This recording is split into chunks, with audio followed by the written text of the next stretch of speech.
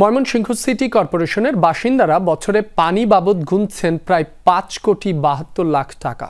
শত বছরের পুরনো এই মিউনিসিপ্যালিটি যা হালে সিটি কর্পোরেশন, যেখানে এখনো কার্যকর কোনো সাপ্লাই পানির ব্যবস্থা গড়ে ওঠেনি, এমনকি নগর ভবনের ভেতরেই নেই সাপ্লাই পানির লাইন।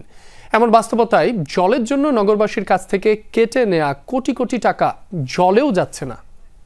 বাছাইকৃত লাল সরিষার দানা থেকে অত্যাধুনিক কোল্ড প্রেস মেশিনে তৈরি হয় প্রাণ সরিষার তেল, আসল ঝাঁঝে আসল স্বাদে। স্ত্রীর স্মৃতিকে ধরে রাখতে মহারাজা সূর্যকান্ত আচার্য চৌধুরী নির্মাণ করেছিলেন রাজরাজেশ্বরী ওয়াটার ওয়ার্কসের।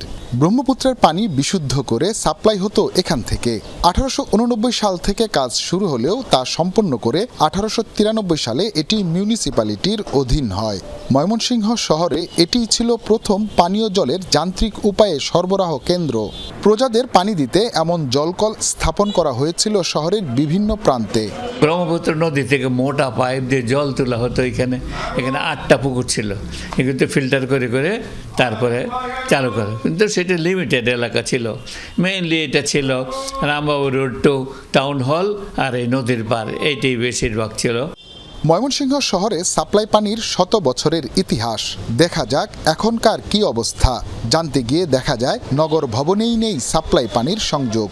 পানি সরবরাহ লাইন আছে, এটাও অনেক পুরনো, অনেক জায়গায় অনেক লিকেজ আছে এবং বর্তমানে ওই ধরনের কোনো উদ্যোগ এখন পর্যন্ত হয়নি দেখে লোকজনকে সুপেয় পানির ভালো ব্যবস্থা করা যাচ্ছে না। সিটি কর্পোরেশন থেকে পাওয়া তথ্য বলছে বর্তমানে ৭,৫৫৬টি পানির সংযোগ আছে নগরীতে।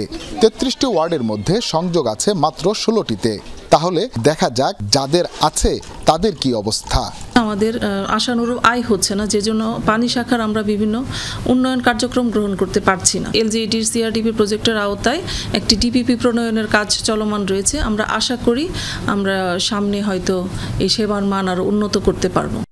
তথ্য বলছে গত অর্থ বছরে সিটি কর্পোরেশনের পানি বিভাগের আয় ১.৫ কোটি টাকা, খরচ প্রায় ৩ কোটি, অর্থাৎ ভর্তুকি দিয়ে চালাতে হচ্ছে পানি বিভাগ।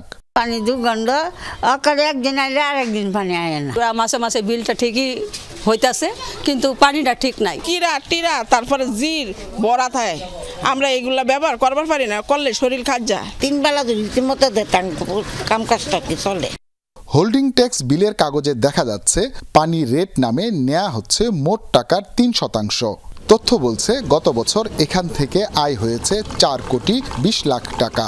তাহলে এই জলের টাকা কোথায় খরচ হচ্ছে? পানি বাবদ যে 3% টাকা আদায় করা হয় সেটা কিন্তু আসলে সুপেয় পানির সাপ্লাইকরণের জন্য নির্ধারিত না।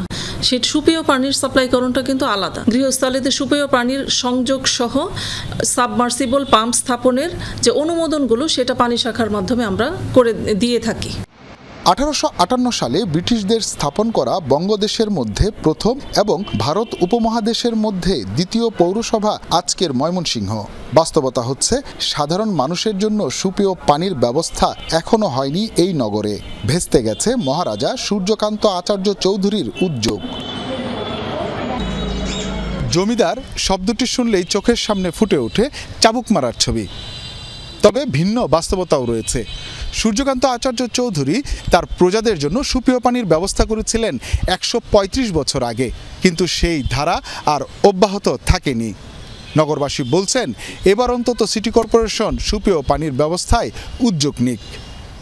হুসাইন শাহিদ, যমুনা নিউজ, ময়মনসিংহ।